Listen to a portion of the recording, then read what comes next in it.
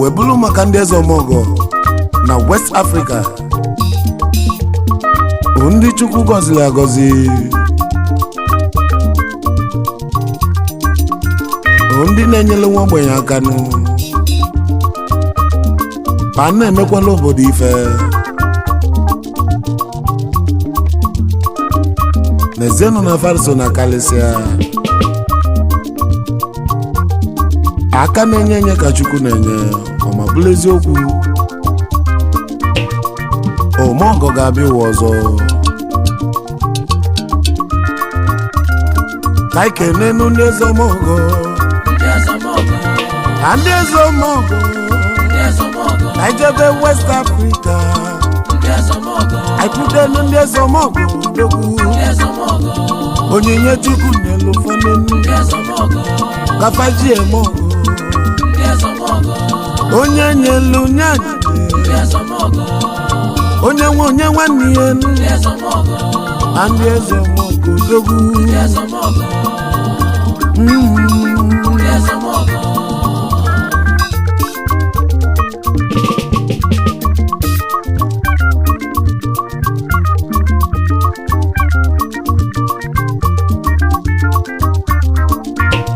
ego netili ndị eze omogo dogwu odogwu ndị eze omogo na Farso na Kalisia abatazie n'ime obodo na-enwelu ndị eji bili obodo adịkoku ụgbọgụ na na-enwe obodo enwe ndị eze omogo na Farso na Kalisia ịbatazie n'ime obodo anyị na onwelu ndị na-enyere ogbenye aka ndị na-afụ n'ụmụ ogbenye na-eliju afọ ọ bụ ndị eze omogo ndị na-alụla obodo ọlụ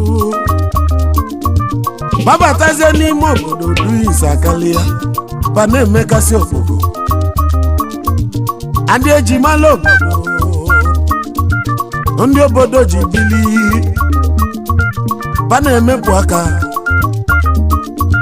ba na-agbapụ mmiri ba na-etinye ọkụ ba na-alụ ụzọ ndị eze omogo ba bụ ndị oke olili n'ezienụ ndị atakwa elise weta ọzọ ndị ọkpata ozu ọra ndị mmiri na-ezoro ọra ndị omogo ndị olili babatazia n'obodo enwefa nwule yes ome amala meme amala omogo mebe ọkọ aka mele ọkọ ga-afụ ife ọma ọnụ na-eli eli nọ ga-abịa ụwa ọzọ bụrụ ọkpata ego nya bụ isi ezi oyi n'elikweli asị na ọ bụrụ ọkpata ego bụ isi ndị eji mala obodo bụ ndị na-emesapụ aka ndị na-emela obodo ife maka na Igbo kwuru wee sị na ọ bụ ife onye melụ ka a na-ekwu n'obodo ife onye na-eme ka eji mala onye ndị eze omogo na anyị malụ na amalụ yes ka anyị kenenu ndị eze omogo ndị eze omogo odogwu ndị eze omogo na West Africa nenu na Farso bili ijezie na mba West Africa ndị eze omogo ka na-ekwu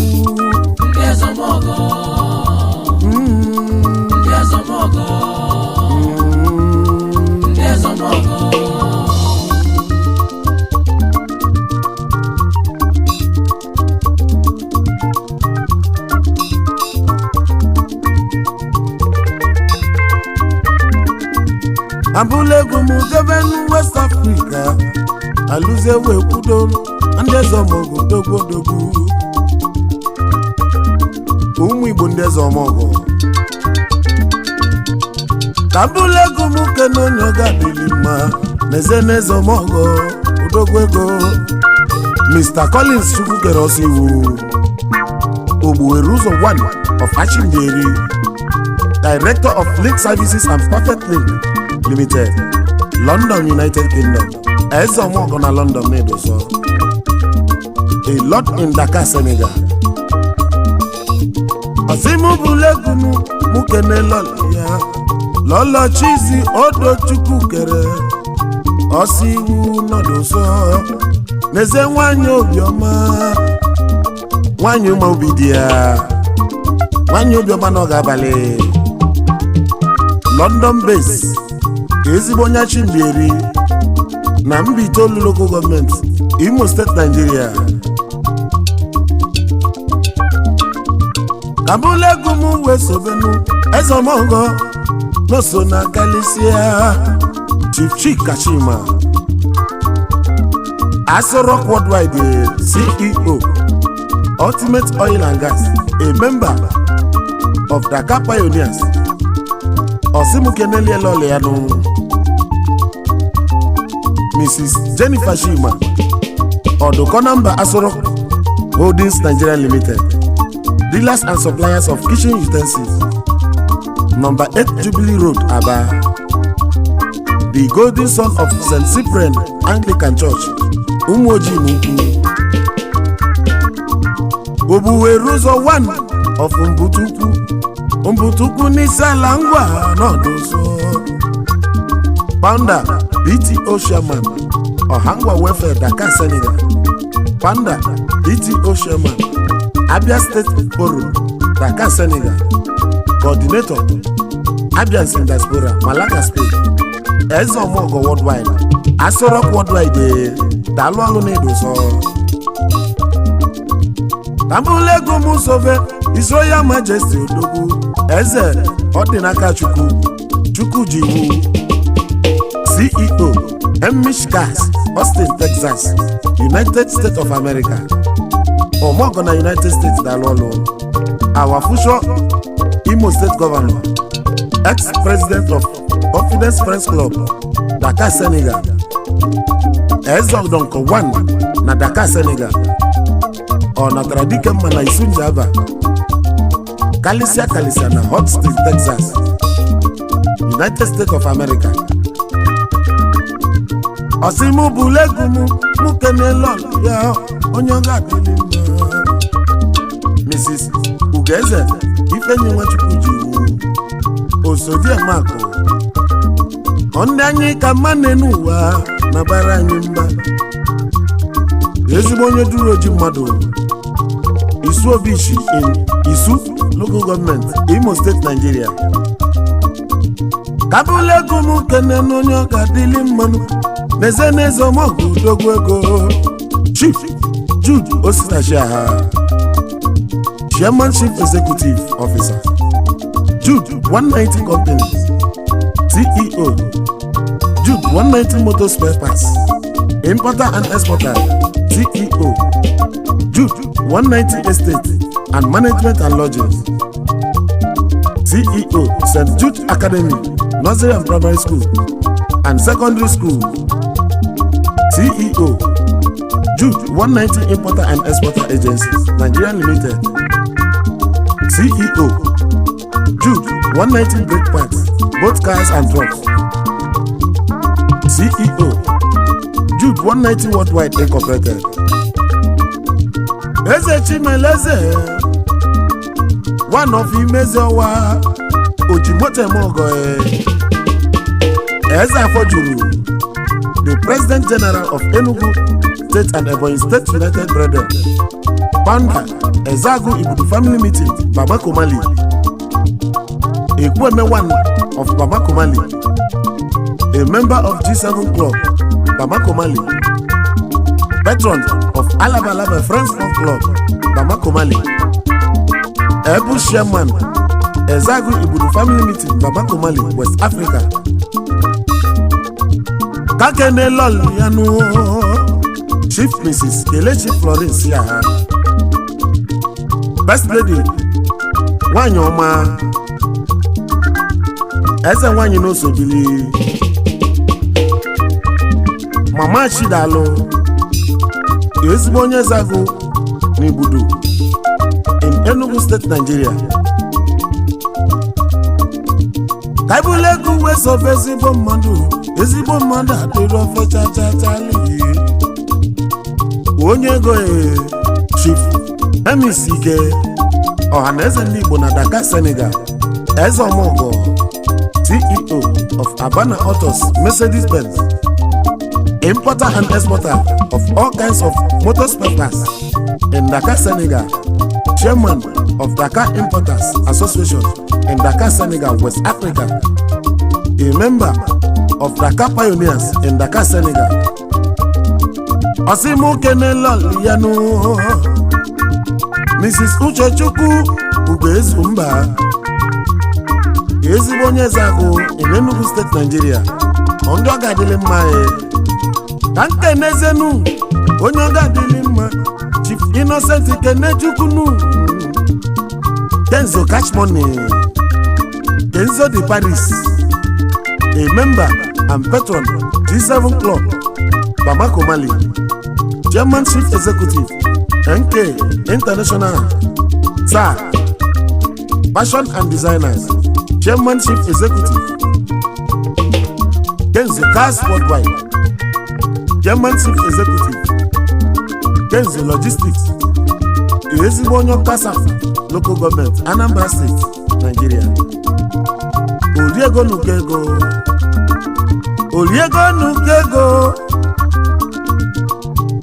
Nukego na Côte d'Ivoire, Abidjan Inozano. Oliego Nukego one na Bamako Mali.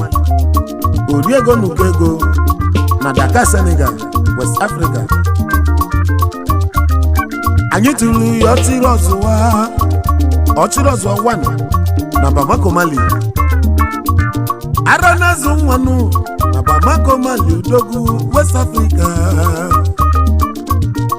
Osimu Kene Loliano, Lola Mrs.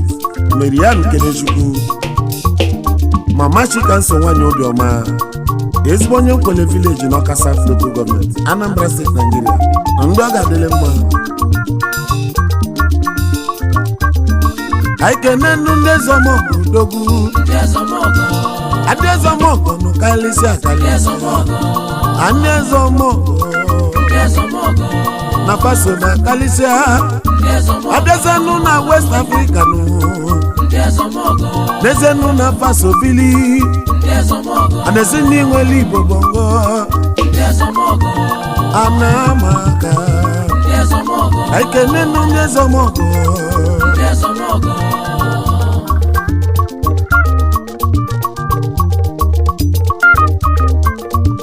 Abulegu Wesobenu Onyoga Dilimma, Nezenezomogo Dogu, Mr. Emeka Frank Wigwe, CEO, Marco DM, Finance South, Director of Municipal Transport Nigeria Limited, Director of Freshwater in Dakar, Senegal, West Africa, the first president of Umbano Union in Dakar, Senegal.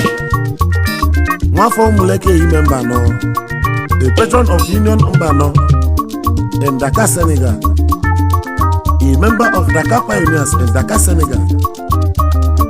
Osimu Kene Loliano, Mrs. Fatu Wigwe, CEO of Fatu Home of Fashion and Designer Complex in Dakar, Senegal. Osimu Bulegumu, Ukene Ndwa Iya, Nafane Mofuma. Osimu Kenelie, Miss Victoria Olachi, a student of Abia Poly, Wanyoma, Ezibonyo Owerri North.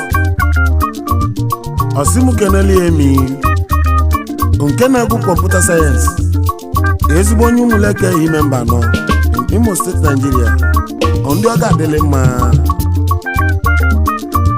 Abulegu Mukene Zomogo, Ezomogo Dogu, Chief Theophilus Honorable Prince Teko Worldwide, Omundo One of Ohaji in Imo State, Nigeria, the Future EZE in Cote d'Ivoire, Abidjan, Chief Executive Officer, Teko Groups, BDG of Teko Cash PLC, Cote d'Ivoire, Abidjan in West Africa, CEO of Teko Insurance, Cote d'Ivoire, Abidjan in West Africa, CEO, Teko Airlines Traveling Agency, Abidjan, CEO of Teko Cash Money, Transfer and Exchange Worldwide, the President and owner of Teko Football Club of Abidjan, Cote d'Ivoire in West Africa, the Chairman of Ohaji Family Meeting in Cote d'Ivoire, West Africa, the Vice President of Imo State Union in Cote d'Ivoire, Abidjan, West Africa, the member of Federation Ivorian Football, FIF, and FIFA Association Football Worldwide, a father of many orphanages in Cote d'Ivoire, Abidjan, West Africa. Asimu Kenelo Lola Mrs.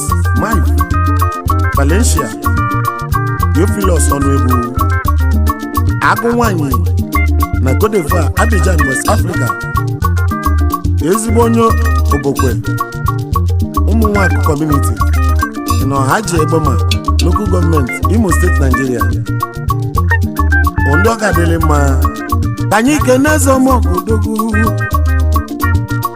Mr. Iwilo Francis Uchechukwu Agune Chamber 1 na Bamako Mali, CEO of Uchesin PLC International, Bamako Mali, Catalyst Importer and Exporter, dealers in all kinds of jewelry, Odogu na Bamako Mali, West Africa, Chief Priest of Cubana in Bamako Mali, West Africa, Okulo Kalisia na Bamako Mali, West Africa, Onyoma na Lexus, Ogbuefi n'ime Jesus, Ezimonya Nocha Local Government in Anambra State, Nigeria. Asimu Kenelo Liano Fulunanya, Mrs. Igwilo Mary Jane Adobe, Omeka Dia 1, Ezimonya Daziani Ikenga Village in Anocha Local Government, Anambra State, Nigeria. Ondoga Delema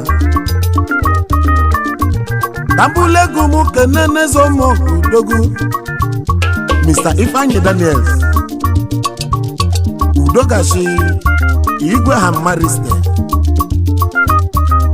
the President of Agwata Progressive Union, Dakar, Senegal, a member of Oganigwe Club in Dakar, Senegal, a member of Dakar Pioneers, Dakar, Senegal, a great son of Daniel Ikonye Jama Onyengo Ibuku in Agwata Local Government, Anambra State. Osimu Kenelia Lolia Lolo Mrs. Veronica Favor Daniel Achalugu Dogashi Nwanyi Obioma no Gadelegema. Yes. Tambulegu Musove His Royal Majesty Dogu Eze Gabriel Shimerema Mba Ikenga 1 of Obuloshiogo, Onwa 1 of Nato in Umunnoshi Local Government, Onwa 1 of Ugu Nambakala, Osisiomangwa, Eze Shimerema 1 of Shimerema Kingdom, Eze Abia na Dakar, Senegal, Ikenga 1 of Abia State, Dakar, Senegal, Panda Onato Development Union, Dakar, Senegal, Founding Founder, Umunnoshi Progressive Union, Dakar, Senegal. Osimu Bulegumu Mukenelo Yanu Nwanyi Obioma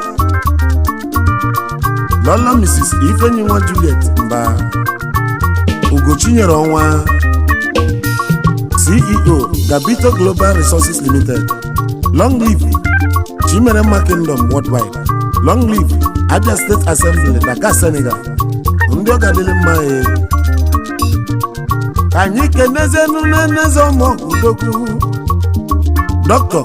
Frank Chima Lawrence onye isi ala Igbo Tradition and Custom Herbal Root Scientist, CEO of Sasha Root Brandy and Wine Nigeria Limited, CEO of Farmtech Innovation Services, the President of Perfect Link Shelters LLC. Azimu kenela liya no fulu nanyanu eze nwanyi udogo ego Lola Mrs. Shoma Frank Chima Lawrence Acharugo onye isi Igbo ezigbo onye achi New GRA Achimbieri in Mbitolu Local Government Owerri, Imo State, Nigeria, a godfather in Dakar, Senegal. Upon London Kibizi ezigbo onye Achimbieri in Mbitolu, Imo State, Nigeria. Ondo akadele madalonu Kambule gumu kenenu ezomogo dogu nezenu no sobili Mr. Iwunze Uche Nelson Uche Mbaye na Dakar, Senegal. Enyudo Kama na Dakar, Senegal. Elda Umumbieri na Dakar, Senegal. Obakari Oji 1 na Dakar, Senegal. Azwaka Enwe Nkukuwa 1 na Dakar, Senegal. An international music promoter worldwide. Founder of Dakar Pioneers in Dakar, Senegal. A member of Alabalaba Friends Folk Club, Bamako, Mali. A member of Imo Progressive Community in Bamako, Mali, West Africa. A member of Ijele Form Forum, Anambra State in Nigeria. Osimu keneli yanu ezibola ya Lola Mrs. Iwunze Mary Blessing Okadimma Nwokoro eze nwanyi enyudo kama ezigbo onye Achimbieri in Mbitolu, Imo State, Nigeria. Enyudo kama na ogadelege mma Kambule gumu kenenu ezomogo nezenu no sofili ezomogo Mr. Ivoke Donatus Okoro Agbarusi Angene 1 na Dakar, Senegal. A member of Eagle Club, Dakar, Senegal. Importer and exporter.